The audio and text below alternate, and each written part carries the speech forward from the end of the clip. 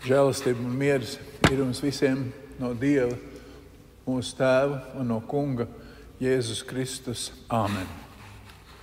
Uzklausīsim šodienas evaņģēliju, kas ir atrodams pie Mateja 20. nodaļā no 1. līdz 16. pantam, kurā Kristus stāsta šādu līdzību. Jo debesu valstība ir līdzīga namatēvam, kas rīta agrumā izgāja strādniekus derēt savā vīndārzā. Un saderējis strādnieks par 1 denāriju, kā dienas algu, viņš nosūtīja tos savā vīndārzā.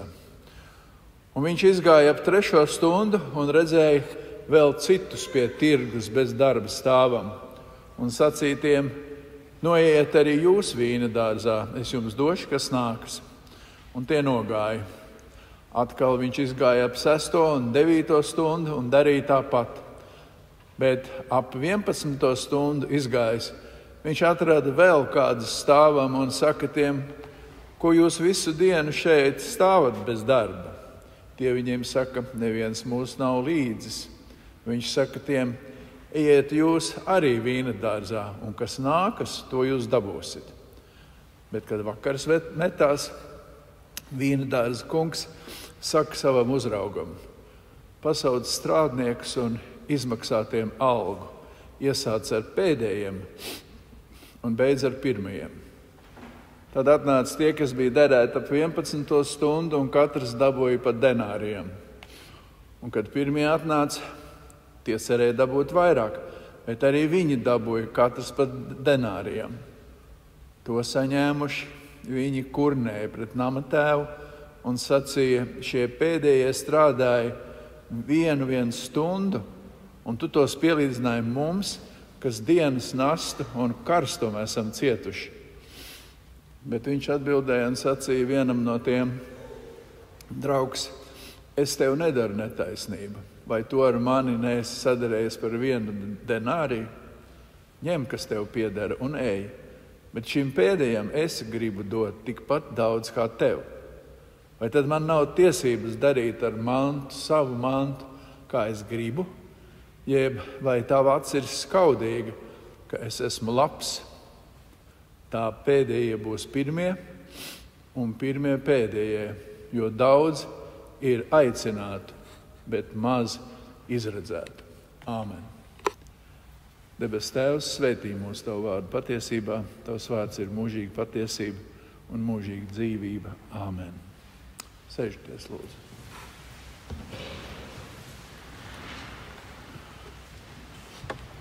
Mēs dzirdējām, apostols Pāvils salīdzināja kristieti ar sportistu, kas tiecas pēc uzvaras stadionā. Taču uzvara sportā ir jānopelna grūtos treniņos, sviedriem līstot, ciešot muskuļu sāpes, pārvarot vēlēšanos pamest sportu un dzīvot mierīgu dzīvi kā visi citi. Treniņos pastāvīgu un izturīgu sportistu apostols liek kristiešiem par piemēru, kā jātiecas pret savu kristīgās ticības dzīvi, tā kā atlētam stadionā, kas skrien pēc uzvaras. Un līdzīgi kā atlēts pacietīgi un neatlaidīgi gatavojas tam vienam vienīgajam skrējienam, lai iegūtu visaugstāko balvu, tāpat arī mums, kristiešiem, ir jādzīvo it kā nepārtrauktā skrējienā pēc kristiešu atalgojuma, mūžīgās dzīvošanas debesu valstībā. Taču Kristus līdzībā māca arī, ka daudz ir aicinātu, bet maz izredzētu. Gan arī to, ka visi viņa vīna dārza strādnieki saņem vienu un to pašu algu, neraugoties uz to, cik daudz katrs no viņiem ir padarījis un cik ilgi strādājis. Kā saprast šos pārsteidzošos, mulsinošos vārdus? Tādēļ 7. Gēzima svētdienas, tas ir 9. svētdiena pirms lieldienām, teksta pārdoma tēma šodien ir 2 punkti. Pirmais: dzirdēt Dievu vārdus nozīmē būt aicinātam uz svēto darbu un skrējienu pēc dievišķās balvas. Dzirdēt Dievu vārdu nozīmē būt aicinātam. Un otrkārt, ticēt tam, ko viņš saka, nozīmē būt izredzētam, uzvarētājam. Un Kristus mūžīgā uzvaras kroņa, debesu algas, čempionu kroņa ieguvējam. Kristus līdzība māca grēcinieku attaisnošanu ticībā un kristiešu izredzēšanu debesu valstībai vienīgi no Dieva žēlastības. Jo tas, kurš nosaka algu, ir Dievs. Un viņš atalgo nevis pēc cilvēka nopelniem, bet gan pēc savas žēlastības. Pasaulē ir gluži pretēji. Ikvienam skolniekam no pirmās stundas tiek mācīts, ka katrs saņems to, ko ir pelnījis. Ko saņems čaklais un ko saņems sliņķis un miega mīts. Darba ētika tiek aizvien atgādināta un tiek piekodināta, un tas ir pareizi. Tādēļ Kristus līdzība par algāģiem, kas strādājuši maz 1 stundu tikai, bet saņem to pašu, ko tie, kas strādājuši daudz, izklausās pretrunīgi. Ja mēs uztvertu Jēzus līdzību, kā runātu par lietu kārtību šajā pasaulē, tad tā būtu pat netaisna. Tāds darba devējs, kas čaklajam maksā tikpat, cik sliņķim, ir netaisns un grauj darba tirgus pamatus. Vai tam, kurš strādājis pusi dienas, vajadzētu maksāt tikpat, cik tam, kurš strādājis pilnu darba dienu? Tas būtu nepareizi. Tas iznīcinātu vēlēšanos strādāt un censties un ieviestu aplamu vērtību izpratni, kurā darba, ētika un taisnīgums tiktu atmesti. Pasaulē nav šādas lietas kārtības, jo pēc Ādama un Ievas izdzīšanas no paradīzes viņas pavadīja Dieva spriedums, ka ar sviedriem vaigā cilvēkam būs savu maizi pelnīt un sev iztiku iegūt. Kā skrējējam stadionā, kas skrien pēc uzvaras vainaga, tā cilvēkam pēc iztikas pilnu darbu dienu, līdz apnikumam un līdz spēku izsīkumam. Šo Dievu spriedumu šodien daudz piemirsuši un neņem vērā, aplam uzskatot, ka mūsdienu uzstādījums, pēc kā būtu jātiecas, ir dzīve bez rūpēm un bez piepūles un 4 darba dienas. Kādreiz netik sen apakaļ cilvēki domāja, viens darījums ar nekustamo īpašumu, viens veiksmīgs ieguldījums uz sapņēniem procentiem, kas nodrošinātu atlikušo dzīvi laisku un pārtikuši. Tāds sapnis vēl nesen bija daudziem. Un pat ja ar kādiem tā notiek, tie beigās nekad nav laimīgi stāsti, jo Dieva spriedums nav pārsūdzams. Ne tā, bet ar sviedriem vaigā. Ja sportists pakrīt, tad citi to apsteidz, un algas viņam nav. Tieši tā ir ar algu pasaulē. Pie tam bieži kāds, kas ļoti cenšas, nesaņem tik, cik kāds, varbūt stiprāks un veiksmīgāks. Bet kā ar Kristus līdzību par algāģiem? Vai Kristus savā līdzībā sludināt jaunu kārtību, kā visiem jāsaņem vienlīdzīga alga, neraugoties uz to, cik un kā katrs savu darbu ir padarījis? Vienādi čaklajiem un vienādi sliņķiem, vai tā viņš mācītu? Tādu kā marksismu?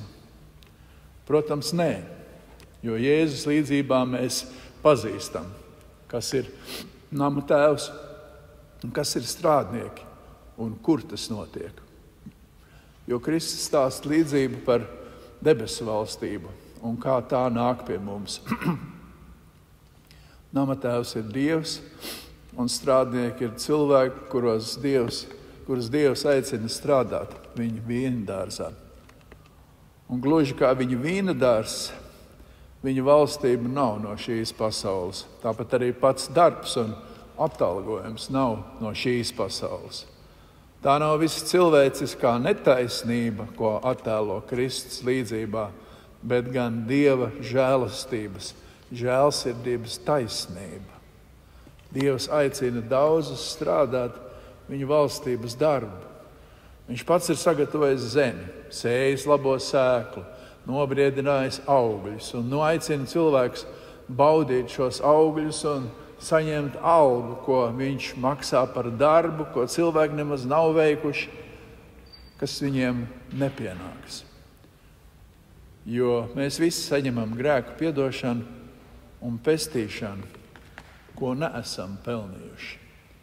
Un tiekam nosaukt par svētiem, kaut tādi neesam. Ne tie, kas strādā vīna dārzā, vai varam teikt evaņģēlija dārzā, no rītausmas, ne tie, kas nāk vēlāk rīta stundā, ne tie, kas pievienojas tikai pusdienā, ne tie, kas pievienojas darbdienas beigās paši, nav nopelnījuši neko no debesu valstības algas. Tieši šī patiesība par nepelnīto, bet uzdāvināto atalgojumu ir Jēzus līdzības galvenais uzsvars un pamats. Cilvēks debesu valstībā tiek vienīgi Dieva žēlastības un Kristus mīlestības rūpju upuru un svētā gara pūliņa dēļ. Ko domājam, kad saņemam grēku piedošanas pasludinājumu? Ko domājam mēs, kad klausamies jaunās derības apsolījumus par mūsu algu, kā esam Kristus līdzmantinieki?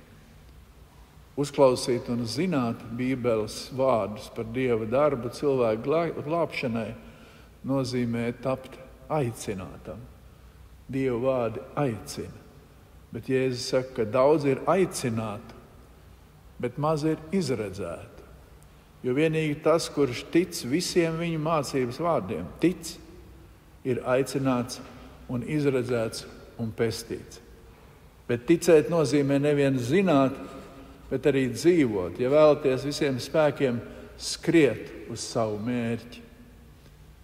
Dievs aicina mūs ar saviem vārdiem, viņš aicina mūs ar savu mācību. Un svarīgākā viņa mācības daļa ir mācība par grēcinieku attaisnošanu un izredzēšanu.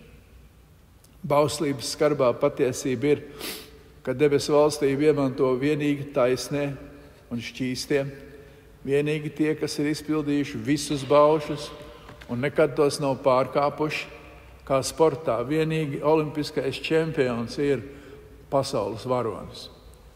Bauslība sludina, ka taisni Dievu priekšā ir vienīgi tie, kas nekad nav grēkojuši ne domās, ne vārdos, ne darbos. Un ne tikai Dieva taisni Dievu priekšā vienīgi tie, kas vienmēr ir tiekušies pēc labā savā sirdī, pēc svētā un kuru darbi vienmēr ir bijuši Kristus mīlestības motivēti. Kur sastapt šādus cilvēkus? Pat Bībelē tādus nevar atrast. Visi ir grēkojuši. Tādēļ Dievs aicina grēciniekus pie sava dēla Jēzus Kristus, viņa darbos un viņa svētumā. Jo tas ir tas viņa līdzības vīna dārs, tā ir viņu valstība. Tāda ir evaņģēlija mācība, kas sludina ko pretēju, pilnīgi pretēju bauslībai. Ne darba sviedru taisnību, bet žēlastības un mīlestības dāvanu, Kristus evaņģēlija dāvanu, visu grēku piedošanu. Kristus savā baznīcā ir aicinājis neskaitāms, gan senatnē, gan mūsdienās, no visām pasaules malām.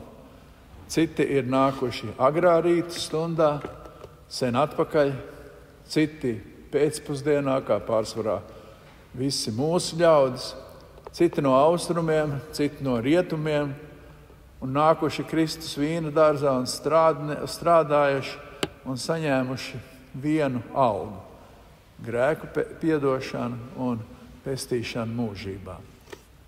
Citi nākuši kā bērni, citi kā jaunieši, vēl citi kā sirmgalvi. Alga visiem ir viena, un arī tās pelnītājs ir viens – mūsu kungs un pestītājs Jēzus Kristus. Mēs nevaram saņemt nedz vairāk, nedz arī mazāk. Kristietim netiek piedots pat daļai. Kristietis nav tikai pa pusē pestīts, ka atlikums būtu pašam jāsastrādā un jānopelna. Dieva dāvana ir viena un tā ir pilnīga, lai arī mēs būtu Dieva valstībā un ticībā no agra rīta 100 gadus, vai strādāt tikai pusi dienas. Vai mēs esam ticībā stipri, vai arī bieži klūpam un ceļamies, alga ir viena. Tā ir liela un tā ir nepelnīta. Kristus uzvarētāja goda kronas un viss, kas tam seko, ir tik liels, pret ko pasaules un olimpiskā čempiona un pasaules valdnieku kronas ir nieks vien. Kas vien dzird Dievu vārdu mācību, jūs dzirdat, ir aicināts. Kas tic tam, ko Kristus māca, ir izredzēts, taisnots un pestīts. Taču kā saprast Pāvila rakstīto, ka tikai viens iegūst uzvarētāja lauris? Kā saprast vārdus? Daudz aicināt, bet maz izredzēt. Kā šie vārdi saskana ar mācību par vienu atalgojumu visiem, ko ticīgie saņem no Dieva. Patiesībā šajā šķietam pretrunīgajā teikumā atskan abas mācības vienlaikus – Dieva svētā bauslība un Kristus evaņģēlijs. Ja cilvēks tiek pestīts, tas ir no Dieva. Bet ja viņš aiziet neticības un pazušanas ceļu, tad tas ir viņu paša sirds cietības, garīga kūtruma un samaitātības dēļ. Jo, ja kristietis tiecas pēc Dieva dāvanas, tāpat kā sportists pēc godalgas, ja viņš tic, ka tas ir tas augstākais, kas viņam top dots, tad viņš to neizlaidīs no acīm un mūžam paturēs savā sirdī. Sportists distances vidū nekad neapstājas, bet skrien līdz spēku izsīkumam.